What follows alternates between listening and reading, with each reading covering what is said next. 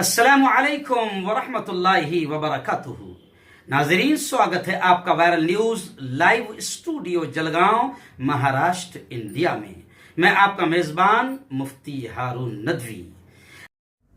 नाजरीन, मध्य प्रदेश के शहर बुरहानपुर के लोहार मंडी में अभी वहां से खबर आई कि तकरीबन शाम के 6 बजे लोहार मंडी में एक गैस सिलेंडर का किसी घर में स्पॉट हुआ।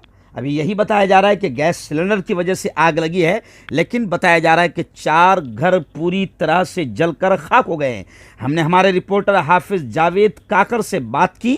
उन्होंने बताया कि हाँ, और वहाँ से पूरी लाइव वीडियो उन्होंने रवाना की। हम इस वक्त इसी हालात पर आपके सामने पेश कर रहे हैं। इंशाल्लाह आइंदा कल किस तरीके से आग लगी, वजह क्या थी, कितना नुकसान हुआ, क्या क्या हुआ, पूरी तफसील के साथ हम आपके सामने हाजिर होंगे। लेकिन दुआएं कीजिए कि इस वक्त आग बड़ी भयानक शक्ल में उसके शोले आसमान को छू रहे हैं। ख़तरनाक नुकसान हुआ है।